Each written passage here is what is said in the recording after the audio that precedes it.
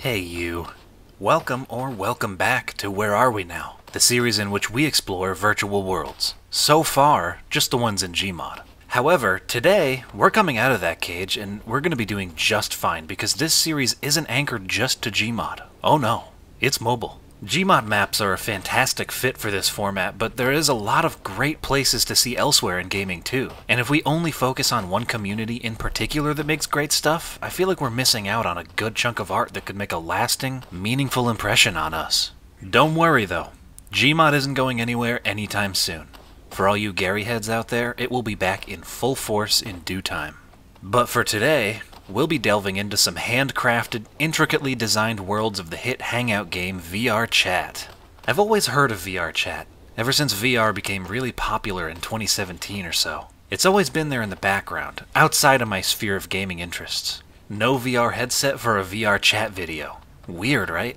Okay, hear me out though, I got two good reasons. Number one, I'm poor. Number two, I've always thought that watching POV footage of a VR game is kind of like watching footage of a dog-mounted GoPro. You can see what's going on and you can still kinda enjoy it, but it is so choppy. And I think it makes for ugly footage. I don't think I've ever watched a video of someone recording themselves playing VR and not wished that I could have just watched it from a third-person perspective instead. Seeing head movements reflected on the whole screen it's just a mess for me. So yeah, I'm playing in desktop mode for this video. I'm sure I'll miss out on some of the sense of scale and the wow factor of things, but if it means we get to explore and not have the video look like this, then I think it's worth it. Since this is my first hands-on experience with VRChat, I don't have a theme for this episode either. I'm gonna treat this as a preliminary toe-dipping episode. In Garry's mod, I'm on home turf. I've played that game since I was knee-high to a stunted toad, so in there I really know what I'm doing. Here in VRChat, I'm flying blind.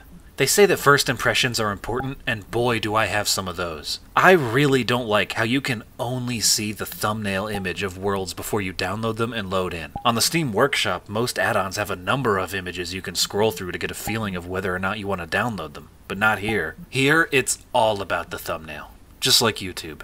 This ride just got a hell of a lot bumpier. I don't know what to expect. That kind of makes it more exciting though, doesn't it? Okay, are we ready? Let's go.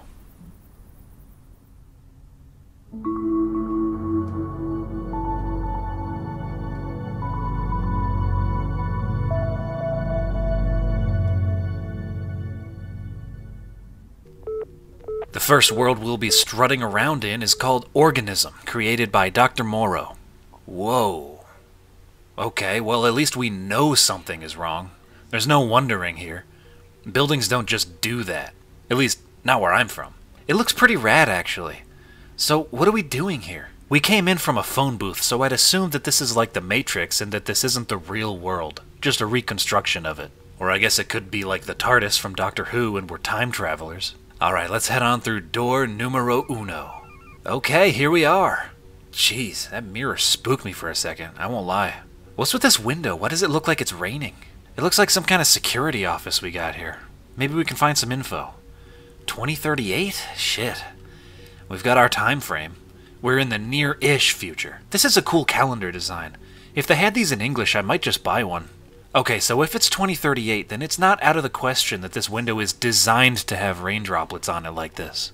Yeah, I can see that. Windows with a rainy mood setting. Ooh, someone patent that, if it doesn't already exist. That's a really good idea. You can have that one for free. It's always seemed greedy to me to say that you own an idea. Like, it's just a thought, man. You don't have to own it. Oh, trying to play the old secret tunnel inside a wardrobe trick on me, huh? Well, unfortunately for you, I played Dark Souls, so I just assumed that everything is a secret passage, until proven otherwise. Seriously, those games ruined me forever, I think. What the hell is going on down here? We've got some chairs, a bed with a TV suspended above it, and a coat rack with a cool noir-style outfit on it. Could it be some sort of weird group therapy exercise? Someone sleeps in the bed while the others make sure the TV doesn't fall on them like a trust fall situation? I don't know. The only thing I know for certain is that this water is here on purpose. That's why they've got this huge faucet on the wall over here. Lots and lots of doors. Where's Mike Wazowski? Is he in here? What the hell? The snow is going up. That's freaky. Is it coming from the sled? Oh, you know what? I'd bet a dozen doubloons that this is some sort of facility built to store and watch over anomalous objects. Kinda like SCPs and stuff. This sled is likely what's causing the snow to go up, or better yet, it's this whole courtyard that's causing it. And they had it airlifted to this facility from somewhere in Eastern Europe with like a dozen helicopters. Yeah, see? They have it funneling up into this pipe here. Infinite water is a pretty big advantage to have when you're operating on this level. The volume looks a little low, but free is free. After a while, this facility could be independent of any power grid with hydroelectric power. Actually, the real price is in whatever happens to you when you ingest water spawned from a cursed sled. You probably gain unknowable knowledge of the universe and die minutes later or something. I think I found the records room. I hate these long chairs. They're freaky to me for some reason. Why are we sitting around buckets watching water drip down from a ceiling? Wouldn't hurt to see where it's coming from. Oh, the upside-down reverse gravity pool, of course. They built a lot of these in the 90s. This should be where all the sled water gathers. What do you think happens when the bucket gets full? I bet there's a bucket-changing ceremony, complete with funny robes and chanting and whatnot. If I was in charge here, I'd auction off the cursed sled water from the buckets and bottles for like $5,000 a piece, and use that cash to hire some goddamn janitors because this place is a mess. You can't work like this. This is a pigsty. Check out this bike track indented into the wall. Such a unique visual flair. Something that could only really work in a game like this. It's a very striking and dreamlike image. How do you even come up with visuals like this? And if you think that's crazy, look at this. Disorienting, isn't it? Now I'm really glad I'm not playing this in VR. On the other side of this door, there's someone practicing the drums, I think. They sound pretty good. What's with this snow? It looks organic. Alive somehow. Oh, organism! The name of the world makes sense now.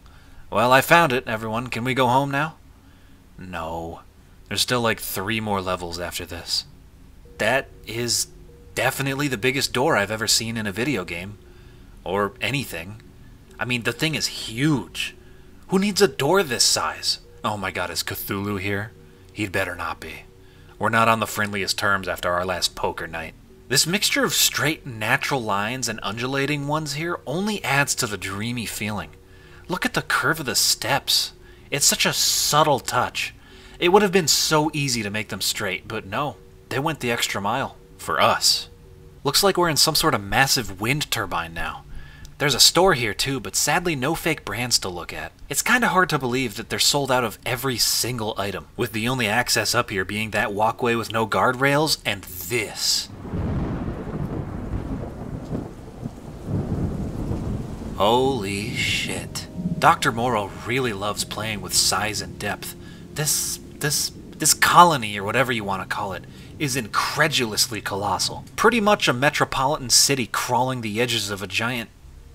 What even is this? A ravine? There's water down there, but there was water on the ceiling earlier, so I don't think we can go by that.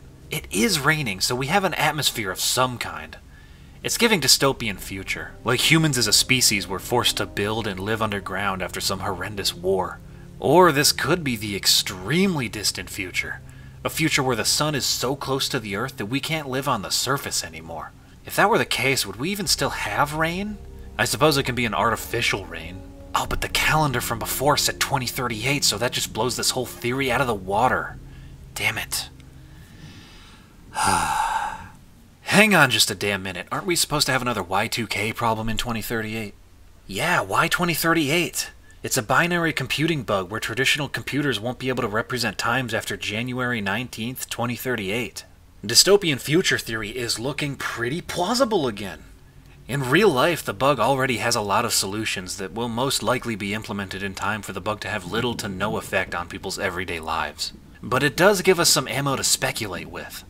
Maybe this representation is a timeline in which we didn't fix the Y2038 bug.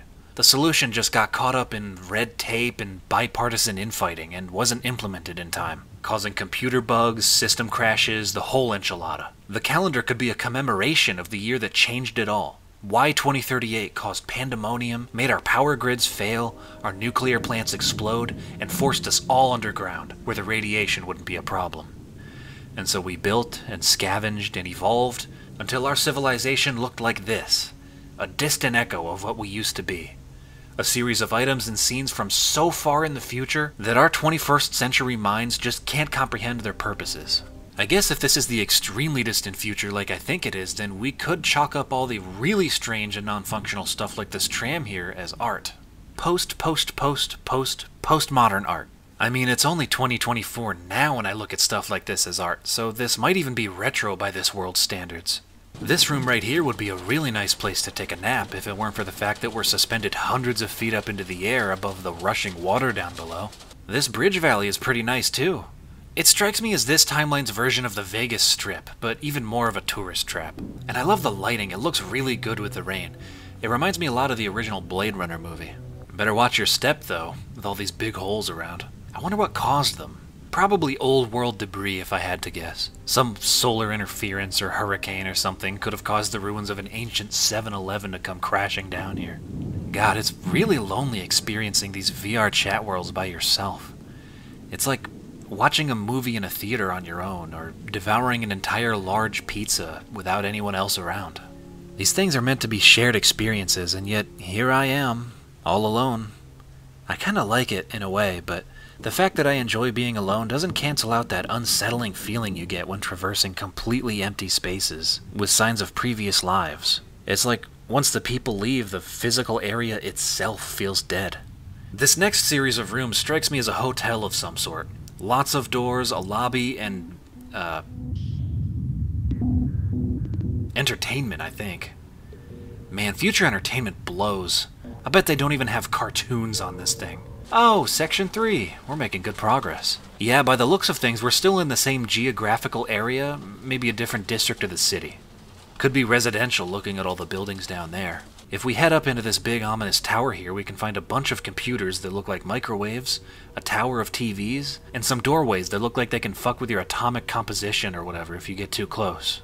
This feels like a surveillance tower of some sort, with the tilted windows and electronics and stuff. This could very well be the police station of this society. Yeah, up here are arrest records or dossiers or something. They must have switched to analog for data storage because of all the problems that computers caused society in 2038. What the hell is up with all these freaky-ass chairs? To me, this means one of two things. Either humans of this civilization are evolved to the point of being tall and lanky enough to need backrests like this, or they just double as ladders. The latter idea has more weight to it, I think, since here in the library and back in the records room are the only places I've seen them in so far, and you could definitely get some mileage out of having your chair double as a ladder in places like those. There's some sort of art gallery or something upstairs. All the paintings are of buildings and the interiors of such. I guess concrete apartment complexes with dozens of windows would be a pretty significant piece of the culture, especially looking at what the outside looks like. All buildings, all the time. They likely view these buildings as we view trees now. It's just what you see when you look out the window. Let's head up. It's very, very, very magenta up here. I love magenta, don't get me wrong, but this is making my eyes hurt, man. I really hope nobody watching this is afraid of heights. This is quite a lot. Hey, level 4, final stretch. This has been a crazy ride so far. I'm really curious to see how this wraps up. I know this tech has been around for a while now, but this is my first time seeing a CRT monitor shader like this in person. I mean, in person as in in-game. This is very impressive. I bet it's even more so in VR. Oh, the chairs. Yeah, I was just thinking that this was feeling a little too normal. The wheelchairs, the tiles, the beds. This is definitely spelling hospital for me, which means that we get to see how this futuristic underground society treats their wounded and sick. This room has some tanks of liquid labeled a number of different things. I wonder what these are. It can't be plasma, that's way too simple. It could be healing gel, but that's boring. This fluid probably is the patient's, or at least their individual minds. This far in the future, you don't just die as we 21st century plebeians do. Your body dies, and your consciousness is digitized and stored as a liquid somehow, until they can clone a new body for you. I wonder what it's like in there. Not too unlike dreaming, if I were to guess. Hey, I have a question for you guys. If you could do that, like die from old age and pick the body your consciousness gets transferred to, would you want a clone of your original body but younger and better in ways? Or would you go full facelift and be somebody else entirely for a lifetime? Yeah. Looks like your cooling system is on the fritz. Or someone left the fridge open. No biggie. I do it all the time. I have no clue what these asymmetrical tables are for, but this room reminds me a lot of Nova Prospect. Speaking of which, it's almost time for my annual playthrough of that. Whoa, what do you think is under this tarp? Could this be the morgue? I can see this being 4 really long stretchers with bodies on them, giving more credence to the absurdly tall evolved human theory. No, they can't be that much taller. If they were, the doorways would be taller too. I hate the clock room. It reminds me of having deadlines for things I didn't even care about in the first place. Hey, wait a minute. 7:22 p.m. These are telling the actual time. That's cool. Okay, I really didn't see Ice Planet Supernova coming. This is intense. How did we even... I guess if this society figured out how to digitize human consciousness and cheat death, I don't think it's improbable that they would figure out portals as well. There's someone up there looking at me. What do they want? What is that beeping? Turn it off. 5 more minutes. Come on. Oh, are these buttons? Maybe one of them is snooze.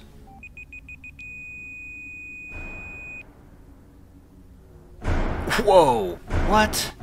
I just wanted to hit snooze. Oh. Hell yeah, full circle, baby. We're back at the start, but I feel different now. Like any good story. Holy shit, that was so cool. I don't even know if I can convey just how talented DrMorro is with words alone. So if you were tabbed out of this and just listening to this video, you missed out on some really neat stuff. The visual splendor and scale of this world are impressive in every single way. On a technological level, since the levels all looked good and had a lot of moving parts and didn't lag my PC. It hits different on an artistic level because of the sheer magnitude of it all. Words like weird and trippy don't do it justice. Organism is psychotropic, mind-altering. The constant whiplash between ordinary contemporary visuals and completely bonkers off-the-wall shroom trip type shit makes it extremely memorable. You ever watch a really good movie in theaters and then come out of the lobby just like feeling kind of different? It's kind of like that. I feel like if you spent a week straight in Organism here in VR, your consciousness might expand and you'd look like Megamind or Jimmy Neutron or something. That was special. There's other worlds DrMorro has up on their page that I will definitely be exploring at some point in the future. Alright, well, as incredible as that was, I don't want you all to get overstimulated, so how about something more grounded and with less flashy colors? Something more brown, perhaps?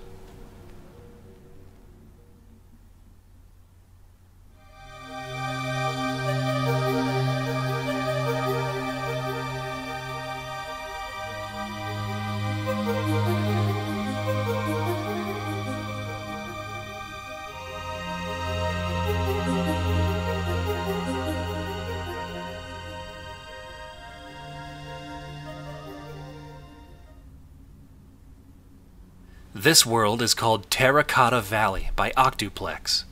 This is weird, but comfy somehow. It's really alien feeling with all these abstract items here. Like this. What even is this? Could it be a shower or something? Maybe it's a radio. There's lots of pots lying around, and up on the shelves up there I think I can see books, or at least stone tablets. With that, we can assume that whatever species lives here in this place is at least in the Copper Age. Or their equivalent of it, whatever that would be. There's a slider over here that you can use to change the color of the level, but honestly, I think I want to leave it at brown. I like brown. Lots of my favorite things are brown. Chicken tenders, wooden furniture, Bigfoot. Brown is a big hit with me, so it stays. This egg thing with the pillows and blankets is cool looking, but it strikes me as extortion. Like, you'd get an ad on like TikTok or something that's like, rent our egg chamber in the woods for an unforgettable camping experience, only $800 a night. Something along those lines. Oh, so this must be the Terra Cotta Valley. Strikes me as more of a cavern. So, Terra Cotta is a type of clay pottery, so am I to think that this whole valley is a gigantic clay sculpture that was fired in an even more colossal oven? Oh, I like the water thingy up there. It looks like a face. Why are you sad, Mr. Drainage Pipe? Is it because whatever massive eldritch species made this place didn't give you a thick head of hair or a handsome mustache? Fair enough. I'd be sad about that too. Just from up here, I can see numerous walkways, houses, and chambers lining the side of the valley. I really like the water drop room here, and the squiggly bridge. There's some stairs that go up here, so let's see what's at the top. The angle that this wall leans at and the steepness of the stairs here are making me kind of nervous. I guess the Terra Cottians haven't invented guardrails yet. Or maybe they can fly and the stairs are just for human guests like me. If that's the case, then somebody should tell them about gravity and how humans aren't immune to it, before they have to learn the hard way by scrubbing someone off the floor down there. These egg chambers look more than just a little bit like a butt. They're more than bum cheeks with holes in them, though. They actually form a teleporter. Huh. You wouldn't expect a civilization that lives in fired clay to have those, but here we are. Maybe they're magical in nature. I mean, I don't see any wires or beams or anything else you usually see with a teleporter. Whoa. What do we have here? Are these for climbing or are they for storing things? They certainly could be either, but since we already saw some shelves in the first room and those seemed much more functional at storing things, I think we can assume that these are for climbing. So bendy. Were they made like that, or have they just bent and warped over time? Maybe these are all ladders that were used at some point to plug a hole or do some repairs high up on the cliff face or something. Yeah, maybe there was a cave-in or an aggressive race of burrowing insects that would have caused catastrophic damage, or even the extinction of the denizens of the valley if the holes weren't closed up in time by using these wacky-looking ladders. They could be kept here as keepsakes, or even religious symbols at this point. That doesn't explain the shopping carts, though. I can safely say that I did not expect that. Everything is so alien and abstract, and then there's just shopping carts, but for absurdly tall people. That's 2 times we've come across everyday objects stretched vertically for artistic purposes in this video. What are you? It's like a fungus or something. With a face? Hello? Anyone in there?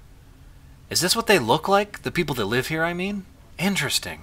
I expected something more avian. If this is proportionately accurate, then I hope they have nice strong wings to lift up such a big melon of a head. Birds can only fly so well because they're light and their bones are hollow. Maybe they don't even fly and they're just way better at surviving high falls, and that's why there's no guardrails. It's just not a danger to them. Have you guys ever heard of that artistic rendition of what humans would look like if they were evolved to survive car crashes? Oh yeah, I forgot. His name is Graham. He was made by an artist named Patricia Piccini in 2016 for an Australian road safety program. Look at this guy. Wouldn't want to piss him off. One headbutt from that anvil of a noggin and it's good night.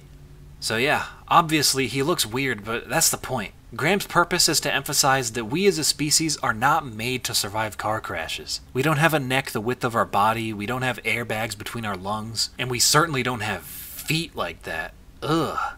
Someone get him some slippers, these dogs are disturbing me.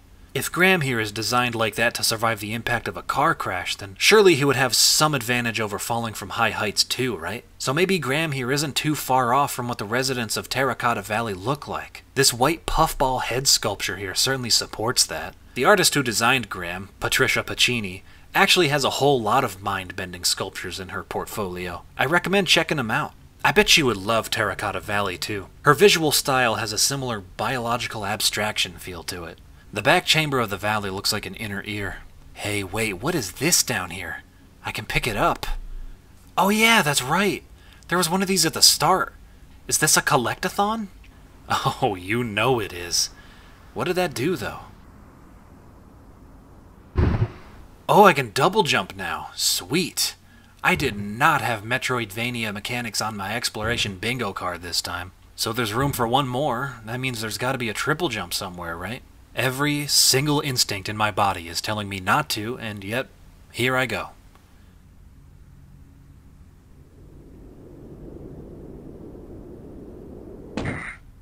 Is this a gem? Okay. What did that do? Oh, it got slotted into the honeycomb! I didn't know you could pick those up. I've been walking right past them. Looks like my work is cut out for me. We've got not one, but 2 side objectives to look out for as we explore. Hell yeah, man. I totally adore it when I find an unexpected objective when exploring stuff like this. Hey, we're in the squiggly bridge now. This would make a great water slide, I bet. Who is this big little guy? Hello, mister. Are you related to Baymax from Big Hero 6 by any chance? I just had a creepy thought. Is this a sculpture, or is this like the bones of something, entombed respectfully down here like this? If this guy was alive at some point, I don't think they could fit through the squiggly bridge, so they most likely weren't this size when they arrived. Did they grow up here? That's depressing. Jesus, dark back here. I hope they don't expect me to climb this chamber. I'm already pretty bad at platforming. If you add not being able to see to the challenge, I'm just gonna leave. Hey, it's another one. Hey there, little guy. Unless this is a baby skeleton of this thing's species, I think it's safe to say they're sculptures and not dead things. That's a relief. Oh, these aren't houses at all. They're some sort of suburban mockery. Weird. Maybe they were houses at some point, and they just got filled in because of a gas leak or something. This one on the end isn't filled in, it's just way too dark to see anything. Alright, let's see if I can climb this spiral-looking thingy. Easy does it. Damn, getting really dark. There's a light up there, though, so there has to be something. Huh. Ah, shit. Okay, attempt number 2. And he sticks the landing. Whoa, there's a lot of you guys up here. Huh. Only a little bit creepy. Alright, I'm gonna take your gemstone, okay? Huh. I was expecting a cave-in or a boulder chase or something. I guess these guys are friendly, whatever they are. Thanks, fellas. Look, there's one in the Pikmin room. There's no way I can reach that yet, so we'll circle back later. Hey, check it out, we're in someone's house now. This is nice. Something's off. Yeah, I think there might be something else going on besides primitive people living in a clay valley. This is an ordinary modern-day bathroom, only sideways. And the second floor is really tiny. But actually, that sort of makes sense if this is a home made for those little bulbous guys we've been finding. Now the dining room is where things take a turn. You could see a lot of guests in here. Like, at least 10, I'm thinking. The table goes on and on and on, like some M.C. Escher painting. I can't even tell how far it goes because I can't climb that far up. Ah well, we got our light crystal. That's all I'm here for. Nice, more jumping. Just what I wanted. What is this? Is this a fan blade? What's it for? It's not for the arrows thing. I'll just keep it at spawn. If I find someone in dire need of a stamp in the shape of a star, I'll let them know. Hey, this room is neat. Look at all these papier-mâché stars. And this bed high up on the wall.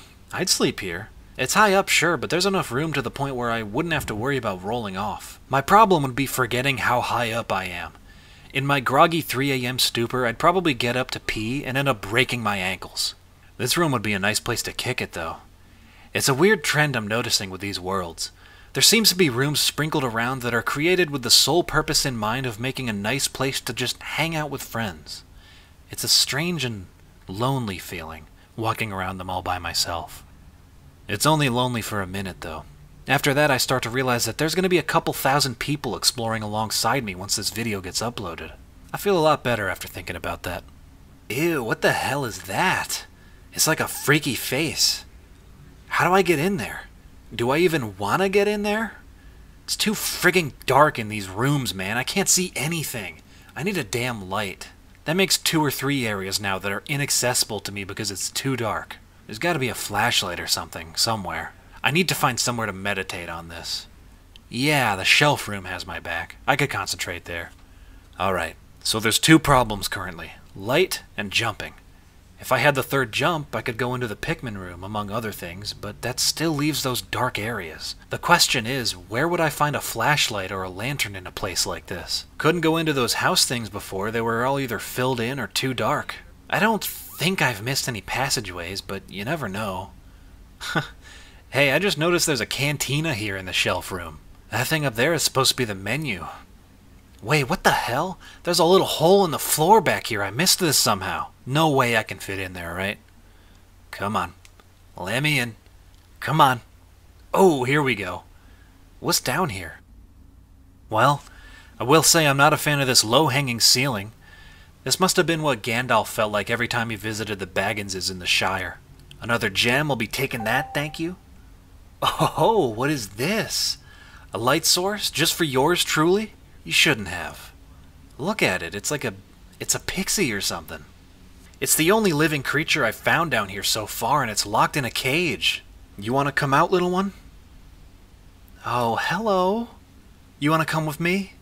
You look like a Samantha. Do you like collecting gems? You'd better. Alright. This is way better than a flashlight. I've got a friend that doubles as a light source. How often do you get to say that? Well, now that I can actually see, how about we check out those dark areas? Through the dark, down a hole, and into a big room. Where is this? Oh, it's the freaky face room. Don't be afraid, Samantha. It's just a statue. I hope. What's this? Oh, it's the slot for the thing I thought was a fan. Damn. Okay, let's go back and get it then. Can you carry this for me, dude? Yeah, I thought so. Thanks anyway. God, having a light is so nice. For a while, I was starting to think the designer of this world was on crack. Silly me. Well, let's not throw crack allegations out the window just yet. It could very well get really strange again. Okay, moment of truth. Wow, okay, what the shit is going on here, man?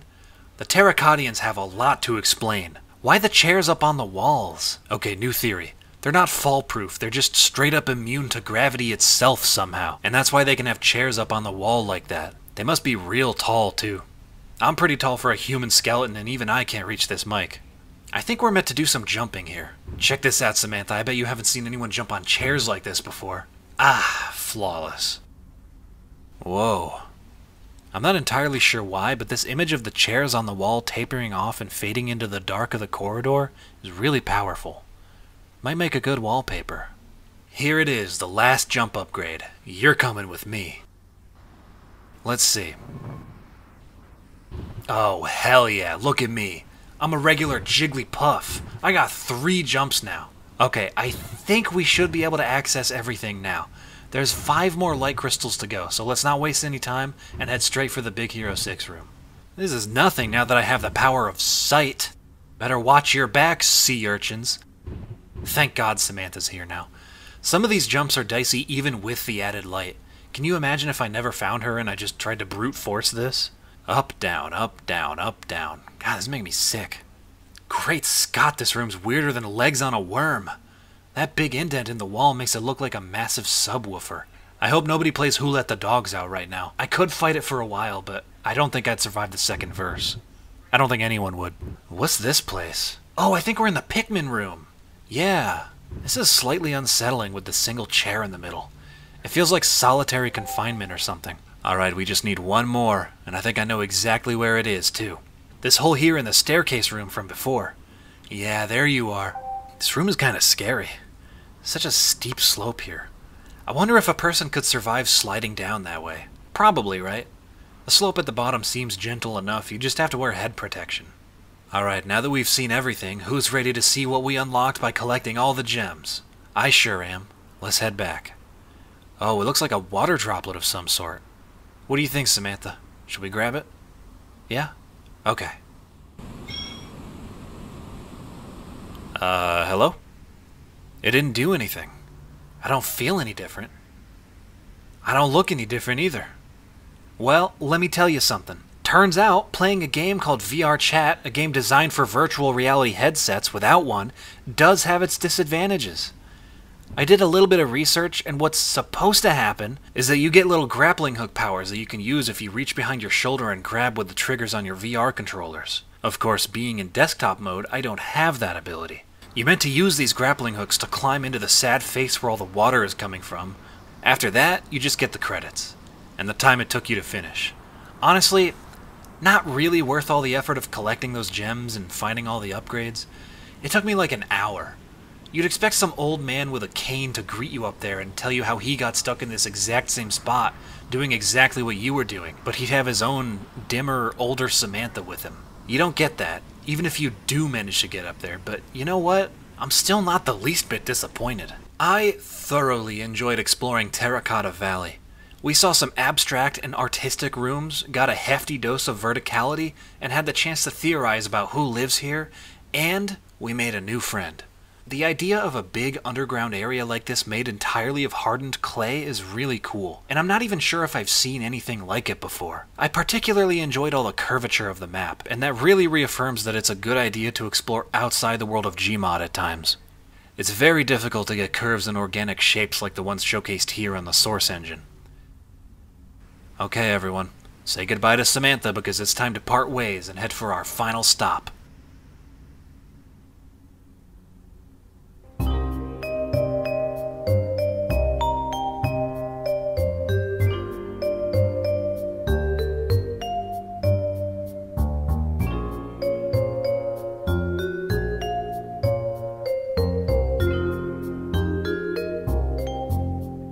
This last one is called Sensory Rooms by kewlbunny. It's created with a retro web art style, and according to the creator, it's composed entirely of old media, lost then found, and collected here. So what we're looking at here is essentially a virtual space made up of what the internet used to be. Old images, long forgotten, are cobbled together in a new way. Recycled.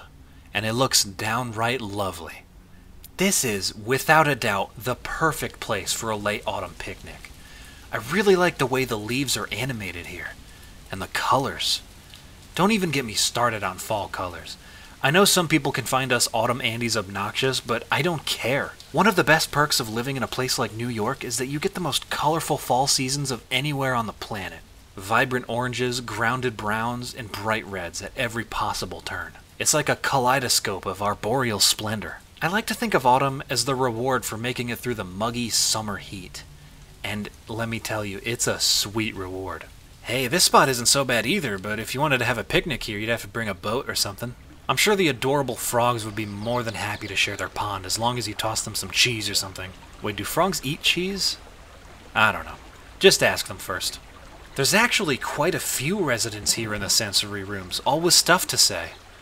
The frogs here are exceedingly friendly and give sound advice, like drink water, avoid strangers, get a good night's rest. You know what, Mr. Frog? I will get a good night's rest tonight. Just for you. Man, let me tell you, if it wasn't for the juggling bug and the bouncing mushroom, the bonfire room here might be a little bit creepy. Oh well, the Easter room more than makes up for it. All these bunnies want to give you flowers. I like this guy down here. I got lost on my way back home, so I'm living out my final years right here. Well, I'm glad you're okay with that, I guess. That's a better attitude than most people would have. I think there's something weird going on here. Whoa, huh? This pink dragon thing warns us not to linger too long in the sensory room so that we don't become permanently trapped here. Wait, is that what happened to all these sprites? Were they people just like us that got seduced by the relaxing atmosphere and charming pixel art? I guess we better hurry along then. I can't afford to get trapped in the virtual world. I got bills, man. Whose dogs are these? I guess the movie was right. All dogs do go to heaven. The underwater room has an immaculate vibe, but I think sitting around here for too long would be bad for your inner ear. This fellow wants a parasol. Dude, you could just move right next door and not be rained on. Oh well. Maybe that's part of the curse of being trapped down here forever. I also found a bunch of baby crabs huddling around someone they think is their mama. Man, crabs are stupid. If I were a crab, that hat wouldn't fool me. In fact, I feel like I'd be offended. Anyone who watched the Futurama video from a few months ago will know my feelings on deserts. In summary, they kinda suck. But this is an exception. It tickles me for some reason. I think it's the background texture. It reminds me of something specific, but the memory is just out of reach. I think it reminds me of an old PC CD-ROM game, but yeah, the memory's way too far away. I was probably like 3 or 4. Yeah, this is really cool. The name Sensory Rooms is really fitting. It really is just a bunch of rooms with different sensory experiences. There's no order, no specific objectives. You just wander around and look at stuff. And maybe talk to some of the sprite people. They really do have personalities too. Most of them aren't just talking nonsense. They talk about their fears, dreams, hopes, and anxieties, which are all things that real, everyday people have. It kind of reinforces the narrative that these are just normal people who got stuck here in the rooms. Wait, that's not me. I don't look like that. Oh shit, it's already starting. No way am I gonna get stuck in here. I've got a cat to feed. Alright, let's move on. Maybe not spending too much time in one room will help stave off, assimilation. Whoa, what am I looking at here? It's like an exhibition of lost media. Groovy. Man, remember cassette tapes? Because I don't. How old do you think I am? I'm old enough to remember them lying around collecting dust, but I wouldn't say I grew up with them. I grew up with CDs and the iPod Nano for my music. I still have mine laying around somewhere. I wonder what kinds of songs are still on it. Oh, hey, speak of the devil, there's one now. A good chunk of this stuff is taken from the Internet Archive, and it makes you wonder, if this is the stuff that was handpicked and featured in a VRChat map in the current era of the internet, then how much of this retro imagery is just gone forever? What's the lifetime of a piece of media online? I guess you could say it greatly varies, but there has to be an upper and lower bound, right? I just don't think we've found it yet. Regardless of the age of something, I think you can find value in old stuff if you look hard enough. Things can be recycled, taken and freed from their old purpose, and given new meanings. Sensory Rooms is proof of that concept. We've got a flying toaster from God knows where, an absolutely ancient LG logo, and numerous unknowable file or program icons gathered here into a clump that echoes the vibe of an age of the internet that is long behind us. Sort of like a retroactive time capsule. It's neat. It's art. Right next door, there's several more old web aesthetic rooms, including the Linux and Unix rooms. I forgot about the days of the Linux versus Windows discourse. I think there still is discourse, it's just a lot less loud these days. I don't remember too much about the arguments I'd see online since I was pretty young, but I do remember not understanding why there was such a huge difference between the two. Now that I do understand, I can weigh in. Even though Linux is open source software under a general public license, it's really only going to be better for you if you're doing a lot of programming and power user stuff. I can say with complete certainty that Windows is 1,000 times better for the everyday person because of its accessibility options and the more intuitive user interface. Not everyone wants to type into a command console all the time. I will say though, Linux has the better mascot of the two. They have this penguin. What does Windows have? Nothing. Just the logo. What happened to Clippy? Answer me, Penguin. What did you do to Clippy? Wow, 1996. This is the oldest fursona I've ever seen. This is a vintage furry. The word furry as we use it now probably didn't even exist in 1996. Man, I wonder what Alan Mackey is doing now. Alright, everyone, quiet. Just look at the pufferfish and listen to the background sound for a sec.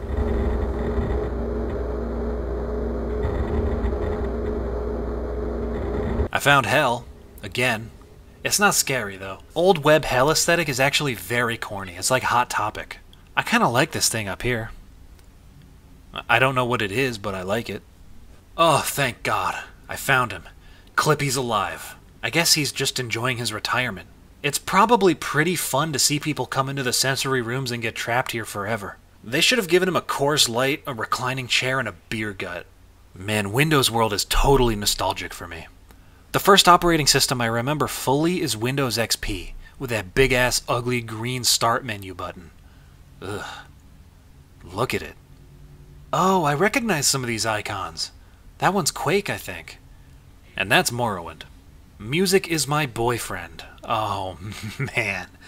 Shit like this is firmly in the post-irony corner of the internet now, but the RoarXD era was real, guys.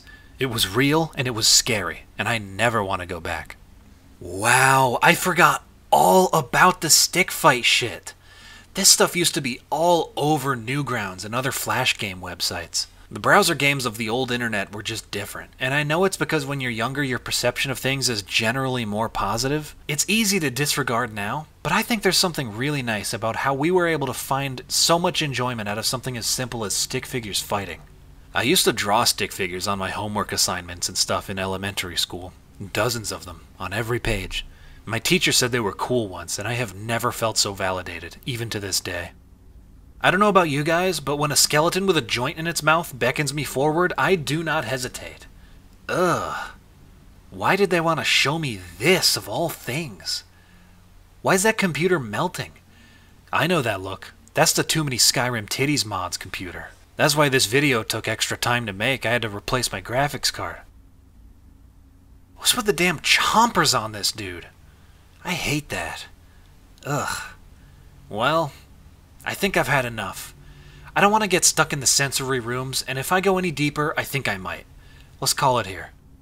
kewlbunny, if you're out there, I just want to say that sensory rooms is so well executed from an artistic point of view. The idea of reusing old pieces of the internet in such a way is remarkably unique. It's a museum of oddities from cultural eras that are long behind us, and it evokes not only nostalgia, but pure wonderment too. Never have my eyes been assailed by so many old memes, over-compressed JPEGs, and tacky low-resolution UI elements, and I enjoyed every moment of it.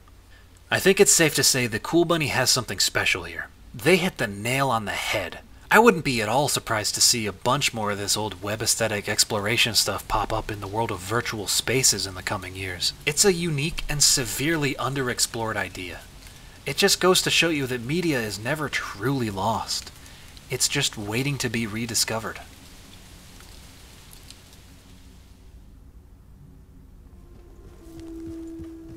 Well, that is going to do it for the first ever VRChat episode of Where Are We Now? How was it? I thought it was super fun. Even without a VR headset, you can explore countless worlds completely for free. And let me tell you, there was some real treats in here. The 3 that I explored for this video are just the tip of the iceberg. There's such a high degree of expression in these worlds, and so much talent. Hats off to the creators featured in this episode. You're all treasures. And the internet would feel a little less magical without people like you around.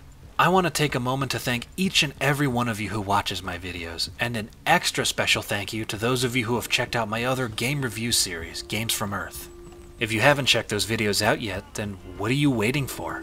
They're just like Where Are We Now, except rather than exploring user-created levels, we get to go through entire games. Alright, now that I've shamelessly plugged my other videos, I think that's all I've got for you this time. Thanks for tuning in, and always make sure your phone is fully charged when you've got bad weather coming. See ya!